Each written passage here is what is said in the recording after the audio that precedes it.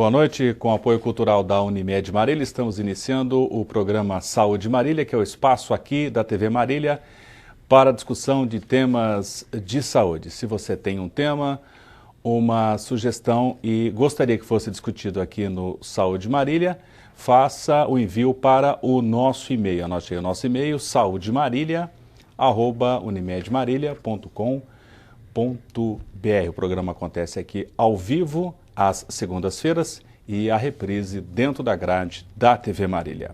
A produção separou nessa noite um tema dentro da cirurgia plástica, o tema cirurgia de prótese da mama. A mamoplastia, conhecida também como cirurgia da prótese de mama, é indicada para os pacientes que têm mamas pequenas ou que após a amamentação tiveram grande redução do volume mamário, sem que houvesse queda da mesma. É indicada também após a retirada da glândula mamária. Para a discussão desse tema, cirurgia de prótese mamária, o Saúde Marília convidou nessa noite o docente da FAMEMA de Ginecologia e Obstetrícia, o Dr. Luiz Antônio Ataíde Cardoso, com mestrado e doutorado pela Unicamp e ligado à disciplina de Ginecologia e Obstetrícia da FAMEMA. Professor Luiz Antônio, quais são as indicações da prótese mamária? Boa noite. Boa noite. As indicações da prótese mamária você já discorreu muito bem aí. Eu acho que está praticamente completo. Eu acho ela é indicada praticamente para todos os casos, desde que o paciente esteja ciente de que a prótese vai apenas preencher um volume, certo? Ela vai preencher um espaço que outrora existia a mama, conforme você tinha dito, que ela atrofiou por amamentação ou por algum outro problema de algum distúrbio, ou então que ela teve um hipodesenvolvimento. O paciente nunca teve a mama grande. E também é indicada para casos em que foi removida a glândula por alguma patologia. Na maioria das vezes maligna, mas algumas vezes também ela é removida por patologia benigna. Então, a prótese ela é indicada, ela tem uma ampla indicação, de qualquer forma, o paciente precisa estar bem consciente qual é a função, que ela tem uma função eminentemente cosmética, estética. Professor Luiz Antônio, em relação à prótese mamária, como que eu posso definir a constituição da prótese, o seu perfil e a textura? Ela pode ser definida dessa forma? Pode. A prótese hoje, inicialmente a prótese surgiu ao redor de 1962 nos Estados Unidos e atualmente a gente está utilizando a quinta geração. Passou por a primeira, a segunda, a terceira, a quinta geração. O que seria basicamente o aspecto da prótese? Ela pode ser um invólucro chamado de elastômero de silicone, uma capa dura, preenchida com silicone, um silicone que hoje ele é um silicone coesivo, bem tratado, diferente daquele gel da segunda geração. E, em alguns casos, principalmente nos Estados Unidos, eles utilizam a prótese preenchida com soro fisiológico, chamada prótese salina, para alguns casos, principalmente cirurgia estética. E essa prótese ela tem também algumas conformações, que é o formato de... ela deixou de ser a primeira prótese, era o formato de uma gota. E ela veio evoluindo, agora existem vários formatos à disposição, que vão ser oferecidos à paciente, mostrados de acordo com cada caso. A grande maioria de todas elas, a indicação seria uma prótese redonda de perfil alto, que é para essa indicação cosmética, que o paciente prefere fazer o colo da mama. Ele busca aquela forma que é muito clássica nos anos 30, que a mama tenha colo. Agora, existem outras que preenchem a parte mais inferior, dependendo muito, existem até próteses que são desenhadas ou projetadas para determinadas situações. Essas não são assim disponíveis no mercado, mas você pode até entrar em contato com algum fabricante, principalmente o nacional, para sugerir um tamanho de prótese ou um formato. Mas a maioria das próteses é a redonda, de perfil alto, ou que eles falam de projetada ou super projetada, dessa forma. Qual seria o tipo de anestesia que se indicaria nessa situação? Cirurgia pode ser feita com anestesia geral, peridural, mesmo local? Sim, todas essas formas, como você disse, a gente já tem contato, já fez. Anestesia geral, quem indicaria melhor o tipo de anestesia é o cirurgião junto hoje com o anestesiologista, né? Você faz o paciente, óbvio que ele também vai opinar e decidir a partir do que a gente informa a ele. Cada uma tem sua vantagem e tem algum quê de desvantagem. Tem paciente que não quer passar pela anestesia geral, é aquele medo de apagar, não voltar, e faz uma anestesia local. Raramente alguém tolera anestesia local só sem alguma sedação. Eu já tive pacientes que fizeram com local pura, como se fosse fazer um tratamento dentário, mas é muito raro. E a sedação hoje, a gente hoje assim preconiza, principalmente o anestesiologista vai estar acompanhando todo o ato cirúrgico. Mesmo que seja anestesia local com sedação, anestesia geral, já existem casos que você consegue fazer até uma anestesia, um bloqueio de coluna, né, anestesia peridural, mas isso vai variar de acordo com a opção. A maioria das vezes, aí você vê o meu caso, o paciente, a gente oferece a anestesia geral, é mais rápida, às vezes mais tranquila, mas se o paciente não tem alguma dessas restrições, é possível fazer com anestesia local e a sedação, sim. Além da história, do exame físico, desse paciente que será submetido à prótese, qual a importância de exames complementares e abordagem multiprofissional antes da cirurgia? É muito importante, porque os exames, abordagem multiprofissional, principalmente uma avaliação cardiológica para um profissional especializado, para ver se o paciente tem algum tipo de problema que vai acontecer nessa situação de estresse, que a gente no consultório pode passar por ele, a gente que é assim, um especialista na área de cirurgia plástica, que ele pode deixar de ver. Então não basta, assim, pelo menos assim, na minha opinião, não basta apenas um eletrocardiograma. O paciente tem que fazer uma avaliação cardiológica, uma avaliação básica que a gente faz assim, de exames laboratoriais que envolvem a função tiroidiana, principalmente de mulheres, que as mulheres têm mais susceptibilidade a ter problemas tiroidianos. Uma avaliação básica de função renal, nada muito que seja oneroso mesmo para o sistema, mas é alguma coisa assim, você fazer um exame de ureia, creatinina, fazer uma função tiroidiana, um hemograma e uma avaliação de coagulação. Não dispensando a história, né, que a gente sempre pergunta, porque às vezes algumas desses medicamentos que podem ser inócuos, que o paciente fala, eu tomo melhoral infantil, eu tomo ginkgo biloba, ou algum elemento que diminui essa adesividade plaquetária, e às vezes você tem um coagulograma limítrofe, para nós é importante você conversar antes disso, que a gente tem tempo de adiar o procedimento até que essas drogas tenham passado o efeito, né? Apesar de não existir comprovação, né, como vocês bem sabem, que a ginkgo biloba, você tirando 15 dias, vai melhorar o efeito. Existem, às vezes, algumas controvérsias que não cabe a gente aqui discutir. Mas é importante perguntar para o paciente para saber, para você evitar principalmente aquelas equimoses, né, que o paciente interpreta como hematoma, aqueles procedimentos que você conseguiria, pelo menos num exame físico, numa anamnese um pouco mais detalhada, não é assim muito, e com essa avaliação. E o profissional importante também é uma avaliação da área da mama, porque antes de você atingir o parênquima mamário, seria importante ver esse paciente vai ser, a partir da prótese, ele vai ter um perfil mamário diferente. A sua mamografia ou a sua avaliação mamária vai mudar daquele ano em diante. Então, nada melhor do que o concurso de um ginecologista, de um especialista nessa área, ou o próprio médico que acompanha sempre essa paciente, que hoje em dia é comum, né? Todo mundo tem seu ginecologista, para ele fazer uma conversa, uma avaliação, descartando possíveis nódulos ou alguma coisa que possa no futuro interferir, tipo, olha, depois que está com a prótese, olha, tem alguma coisa aqui, será que tinha antes?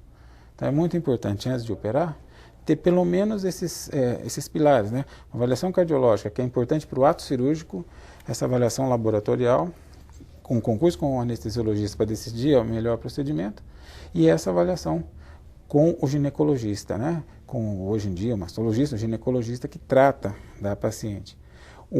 Outras especialidades, obviamente, por exemplo, paciente que tem a convulsão.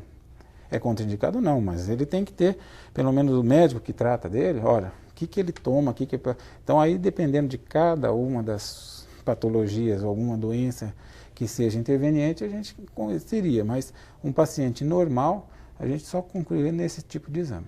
Professor Luiz Antônio, o volume da prótese, como que é feito a escolha, quais critérios que são utilizados para se definir a melhor prótese? Então, essa é uma pergunta muito boa, que já deixa a gente numa saia muito curta, muito justa. O volume da prótese é o que eu sempre falo, o paciente decide até certo ponto. Eu acho que assim, eu coloco prótese desde 95, 4, por aí.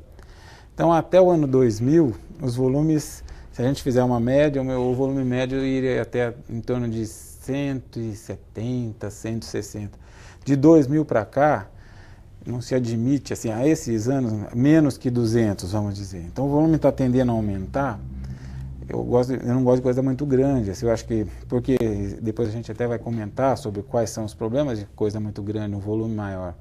Mas o volume é avaliado, a gente pode fazer uma avaliação no biotipo da paciente. Isso é o óbvio, né? Então, você tem uma paciente pequena, não vai pôr uma prótese grande. Se ela já tem um parênquima mamário, não vai ter uma prótese grande. Ela não vai mudar muito o número do sutiã. Então, o volume, ele pode ser avaliado de acordo com a expectativa.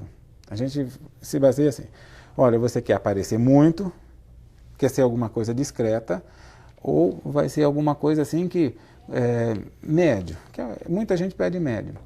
Eu acho que aí você tem uma noção de como que a paciente era, quem não amamentou. Mas existem as pessoas que nunca tiveram mama grande, que agora querem ter. Eu quero ter um biquíni que orna com a parte de cima. O volume, a gente parte desse princípio. Existem os medidores, mas na verdade você não é igual cortar um cabelo, né? Não dá para acordar a paciente, esse volume tá bom. Né? O que a gente consegue ver assim, você vê a prótese na mão, você mostra mais ou menos como ficaria e tem um pouco da experiência de dizer, eu acredito que hoje a média é uma pessoa de 1,70 m que queria que use você tem uma ideia assim, uma mama normal, uma paciente dessa de 1,70 m pesaria 400 gramas. Os volumes são mais ou menos de acordo com o peso. Então, um volume de 200 ml ou de 200 gramas sobre um parênquima incipiente, uma pessoa que teve pouca mama, ele vai fazer umas 300 gramas. Quer dizer, seria uma coisa média. Você tem alguns parâmetros para calcular. Mas é esse approach que você tenta fazer uma situação de contorno e que muitas pacientes sempre falam, né? Olha, põe uma maior porque todo mundo que pôs uma menor se arrependeu. Então a gente tem sempre esse tipo de comentário, mas se você tem outros problemas em pôr volume grande, problemas assim que a gente sempre tem que alertar, formação de estrias, depois que você for diminuir, você não tem a chance de diminuir, vai implicar em incisões maiores, a recuperação vai ser mais prolongada. Se a pessoa quer, depois que põe um volume maior, quer fazer uma atividade física, ela vai estar mais pesada. Então, tem que ponderar todos esses lados, porque a prótese é algo que a gente espera que seja definitivo, que ela vai usar por muitos e muitos anos. Então, não é assim, vou tirar e agora não brinco mais. Então, eu acho que tem que pensar, ao invés de fazer o ranking, né? Olha, hoje agora a moda é 300, de 300 para baixo não se põe. Eu acho que quanto maior o volume, é óbvio que aparece mais, você realça mais a cirurgia. Mas esses exageros eu acho que cabem mais para esse caso de mídia mesmo. Olha, pôs tanto, tá poderosa, não é por aí. Eu acho que o mais importante é a pessoa se sentir bem consigo mesmo. Olha, agora eu acho que o mais importante é assim, ela colocou alguma coisa que ela não aparenta porque fez isso. Então seria essa a sugestão para ela. Saúde Marília está discutindo nessa noite o tema cirurgia de prótese mamária com a presença do professor Luiz Antônio Ataíde Cardoso, ligado à disciplina de ginecologia e obstetrícia da FAMEMA, mestrado e doutorado pela Unicamp. Nós vamos ao nosso intervalo e voltaremos a seguir.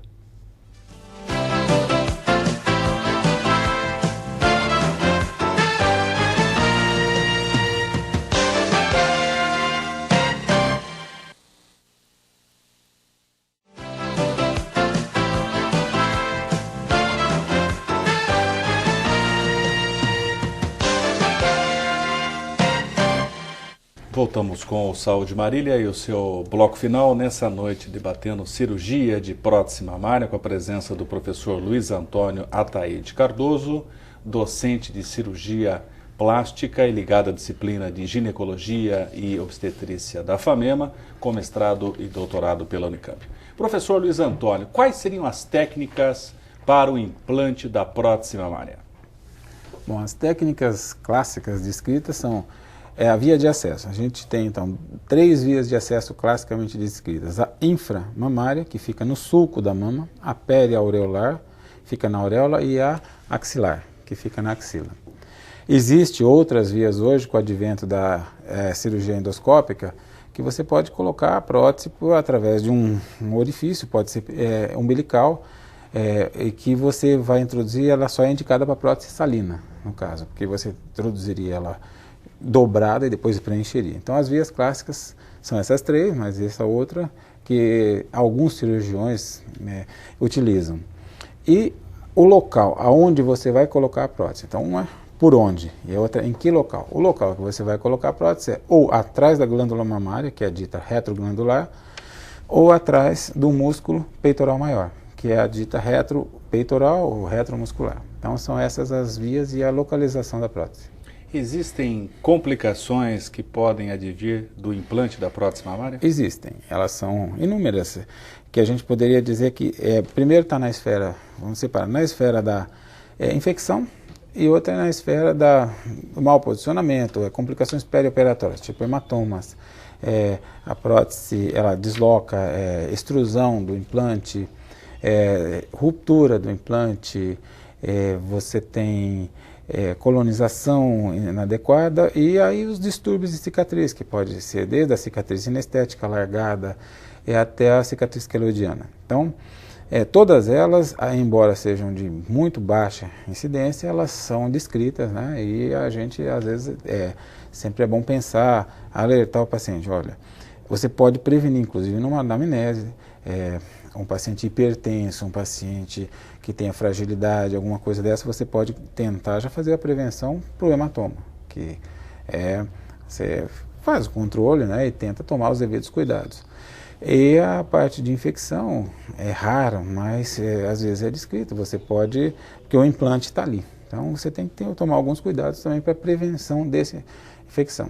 As complicações de natureza estética do implante em si, elas foram aos poucos minimizadas. Como você disse, a primeira geração de prótese, ela era lisa, a superfície. Uma das evoluções foi essa superfície ficar enrugadinha, que é a dita texturização da superfície. A partir daí diminuiu muito um fenômeno dito contratura capsular, que era um fenômeno que a prótese ficava, o paciente percebia que aquilo era uma coisa que não ficava natural no corpo, ficava bem armado, como se fosse um corpo estranho. Então essa contratura capsular diminuiu muito, isso era próprio da prótese. E por essa contratura, muitas próteses, existia muito tempo, antigamente, a orientação de massagens vigorosas, uso de vitamina E antes de usar a prótese, colocação, principalmente as retromusculares, porque seriam assim. Então, com o advento da texturização, que foi da 4ª geração para frente, 93 para frente, aí você já eliminou em grande parte esse fenômeno da contratura. Apesar de tem pouco. Tá? Na visão do professor, entre a prótese de soro fisiológico e a de silicone, sendo que de silicone inúmeros estudos mostraram que o material é inócuo, não há reação. Na visão do professor, no Brasil, se coloca mais de qual tipo? Olha, do que eu tenho conhecimento, acima de 95 ou mais, é só a prótese preenchida com silicone. Porque você veja, todas elas são feitas com esse elastômero. Então o silicone que está em contato com o organismo. Por dentro, o preenchimento de soro, o FDA, ele recomendava que as próteses estéticas americanas fossem preenchidas com soro. E que as pacientes americanas com câncer de mama pusessem prótese com um gel de silicone. Poderiam pôr. Mas é um contrassenso, porque se você for conversar com nossos colegas, a maior chance de você ter um câncer mamário é você já ter tido o câncer, né? Você tem que ter mais cuidado na outra mama. E nesse caso eles permitem que ponha a prótese que a gente coloca aqui. Então, não se entende por que é esse silicone que é a salina. Agora, até lá nos Estados Unidos, eles estão introduzindo como modernidade esse gel, que agora estão pondo. Mas aqui no Brasil, eu acho que a grande maioria é só preenchida com gel de silicone mesmo. Professor Luiz Antônio, qual o tempo médio de permanência hospitalar após o ato cirúrgico? É uma situação que varia muito com o anestesiologista, o paciente, a condição, o tempo médio, a gente poderia responder que é 12 horas. Então é uma cirurgia que você tem condições de fazer e ir embora no mesmo dia. E já sei, existe aqueles casos que é estritamente ambulatorial, o paciente nem volta para o quarto, opera e sai. E às vezes tem casos de quem quer ficar mais um dia, mas assim, é uma cirurgia que é, em média, para o paciente operar e ir embora no mesmo dia para casa. Ele opera, assim, ele permanece 12 horas. Eu estou acostumado a que os pacientes nossos querem operar de manhã, então vamos dizer que se opera depois do almoço, pode dormir no hospital, né? Na possibilidade de surgir o queloide, qual é o procedimento que o cirurgião plástico pode determinar? É uma coisa muito importante também. A cicatriz é impossível a gente predizer o que vai acontecer. O queloide é uma situação a nosso favor, visto que ele é muito raro, mas a gente não conhece a exata incidência de um queloide. Porque inclusive nos mesmos indivíduos você pode ter queloide em um lugar e não tem em outro. É comum você ver pacientes que têm um queloide no lobo da orelha e não tem um queloide no abdômen, porque o queloide ele é metamérico, ele pode ser racial, mas ele é metamérico. E é muito importante todo mundo ter essa noção. Toda pessoa que vai se submeter a uma cirurgia, ela corre o risco de ter um queloide. E não é imperícia, não é má técnica. O queloide ele começa a hora que você corta, você não precisa nem suturar nada, tanto que queloide é descrito em espremer, espinha. Na vigência de um queloide, você utiliza as técnicas comuns hoje. Quais são? Tratamento de compressão local, você faz um tratamento de usar uma corticoterapia intralesional com alguns medicamentos à disposição, você utiliza, nesse caso, você pode fazer a ressecção do queloide com a aplicação de uma radioterapia de baixa penetração, que é a dita beta-terapia, e a Röntgen-terapia. Veja bem, na mama, em glândulas, próximo a regiões que têm uma taxa de mitose muito grande, o radioterapeuta também tem que avaliar, porque às vezes você corre o risco de fazer uma radioterapia que pode desencadear uma neoplasia. Então, não se faz assim impunemente. Então, talvez a beta-terapia seja mais indicada. Os nossos colegas radioterapeutas que avaliam, olha, aqui dá para fazer, a gente manda para avaliar, e a radioterapia é feita imediatamente após o ato cirúrgico. Ele só funciona no pós-op imediato. Qual é o tempo médio de estabilização da cicatriz cirúrgica? Uma cicatriz cirúrgica ela tem um tempo médio de estabilização em torno de 1 ano. É óbvio que o corpo humano funciona de forma exponencial. Então, esse 1 ano é aquele 95%. Em termos de 6 meses, a gente já tem uma boa noção de como vai evoluir essa cicatriz. E, por exemplo, na vigência de um queloide importante, um queloide mesmo, em 3 meses você já sabe. Porque o paciente vai referir o prurido, que é aquela coceira, ardência, como se estivesse ardendo, uma atividade intensa que não passa, não cessa. Então, você fica de olho nessa evolução, entendeu? O queloide mesmo, ele pode evoluir de uma hora para outra, mas ele é comum o paciente que vai ter queloide já começar a referir na cicatriz essa atividade intensa, um prurido intenso que não cessa, que é normal. Um mês, de um mês a 2, tem coceira na região da ato cirúrgica, é um sinal da manifestação estamínica, de toda aquela proliferação das citoquinas. E tudo isso está fazendo o quê? Está mudando aquele tecido da matriz extracelular do colágeno. Essa atividade se traduz para o paciente como se fosse um período de coceira. Às vezes ele fala, eu sinto uma coisa passar para lá, para cá, você está mudando tamanho e forma de moléculas, isso é comum. O queloide não, ele é como se estivesse assim, sempre coçando e ardendo muito, é um prurido intenso. Qual seria agora o tempo ideal para que a paciente ou o paciente retornasse às atividades com movimentação dos membros superiores? Eu falo assim, o que eu sempre oriento, na prótese, com a incisão inframamária, você vê, avaliou, a cicatriz está estável, a gente orienta aquela retomada aos poucos. Em torno de 15 dias o paciente já se permite que ele possa fazer a maioria dos movimentos de forma suave. Movimento brusco implica em tração absoluta, né? Tração absoluta, o organismo não tem essa complacência, ele rompe ponto. Então, o movimento brusco não, mas o movimento suave ele pode fazer. Ele não pode fazer uma movimentação que vai mudar a compliância, do organismo das fibras elásticas. Ele pode fazer movimento suave. Às vezes até, se ele estiver num ambiente tranquilo, movimentar um carro dentro de casa, tá? Porque o cinto de segurança que ele precisa usar atua contra a posição da prótese. Então não pode por causa do cinto, que não poderia dirigir carro. Mas atividades corriqueiras ele pode ir ao redor de 15 dias. Atividades tipo volta para a academia, fazer alguma coisa, depois de 2 meses ele pode já começar a fazer a maioria dessas atividades. Professor Luiz Antônio, há necessidade de se trocar a prótese de tempo em tempo? É outra pergunta muito interessante que veio assim, junto com o que a Dow Corling propôs em 1992, quando queria trocar. Trocou-se muita prótese sem clínica, sem sintoma nos Estados Unidos nessa época. Porque trocou, a Dow Corling oferecia uma remuneração e trocava-se a prótese, retirava-se. E se descobriu nessa época que, estatisticamente, quem colocou prótese antes, 10 anos antes, tinha sinais de ruptura ou de fragilidade daquele elastômero, aquela capa da prótese. Bom, então vamos deixar claro, então a gente troca, mesmo não tendo sintoma, vamos deixar como 10 anos.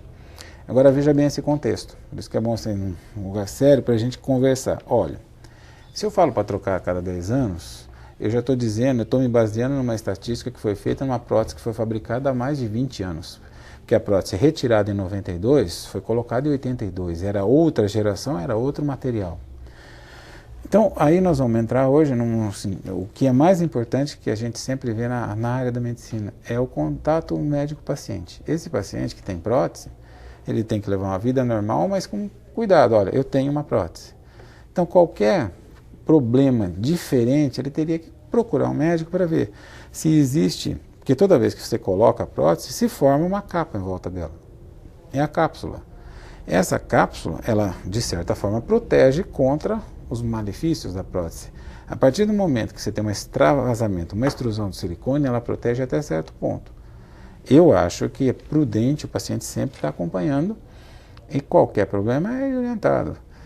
O que é mais simples? Olha, a cada 10 anos você troca a prótese que provavelmente não tem nada. Agora, eu não sei como é que são os macrófagos, que é o sistema imunológico de todo mundo. Se o sistema imunológico é mais ativo, ele pode fagocitar mais rápido uma pessoa do que um sistema imunológico mais, vamos dizer, quiescente. Então, em média, se diz 10 anos, que é o que se alastra. Agora, hoje fabricantes falam, eu garanto a minha prótese por 15 anos. Tem uns que garantem pela vida inteira. Mas acho que a gente deve voltar para cá e falar, olha, acompanha. Você faz um acompanhamento médico todo ano, que é um procedimento, a prótese é segura, não tem nada, e se precisar trocar, se troca sem problema. Estamos chegando ao final do Saúde Marília, deixamos o professor Luiz Antônio para a discussão sobre esse tema cirurgia de prótese mamária, que podemos esperar para o futuro, novos materiais, novas técnicas cirúrgicas, enfim, o que nós temos aí em expectativa para a cirurgia de prótese mamária? O que eu acho que o que evoluiu bastante do futuro o material, ele cada vez está sendo mais elaborado, com mais precisão, com mais pureza e com mais inércia em relação à agressão do organismo. O silicone realmente é um material bem tolerado. A técnica cirúrgica, ela vai mudando cada vez menos, né? Você tem as vias de acesso. Se a prótese, se o futuro for cirurgia, eu acho que é difícil, eu não consigo visualizar uma outra técnica, a não ser essa que você fala. Existem próteses hoje que elas são uma prótese osmolar, você coloca apenas um disco e ela mesma vai controlar a quantidade de líquido que vai entrar nela. É uma prótese que ela é um autoexpansor. Você tem um controle, esse controle pode ser calibrado, mas ele é químico ainda, né? Então você colocaria apenas um disco, que você inflaria ou não. Você teria que ter um meio mecânico para inflar. Você poderia colocar ele por um caminho muito pequeno. E se ele durasse muito mais, seria para sempre. E você teria, inclusive, a capacidade de modular esse poro da membrana para trazer menos líquido ou mais líquido para o interior. Isso aí já existe algumas próteses que elas só trazem o líquido e não se modula. Você pode pensar nisso. É uma prótese autoinflável de acordo com o meio osmótico do paciente. Você pode agora controlar isso quimicamente através de nanotecnologia. Você vê que a nanotecnologia se usa para tecido, mas você pode usar a nanotecnologia para e você mudar o tipo do elastômero. De repente os poros são mais fechados. Agora só entra molécula de baixo peso, poro aberto, você vai extravasar alguma coisa. Mas isso eu acho que pode ser um desenvolvimento no material. A técnica cirúrgica pode vir a isto, né? Junto, você fazer uma incisão cada vez menor, né? Você hoje em dia faz incisões de 4 centímetros, 3, 4, você pode fazer incisões incisões menores, mas assim, aí já vai mais da tecnologia mesmo, de endoscopia, mas para colocação desse tipo de prótese.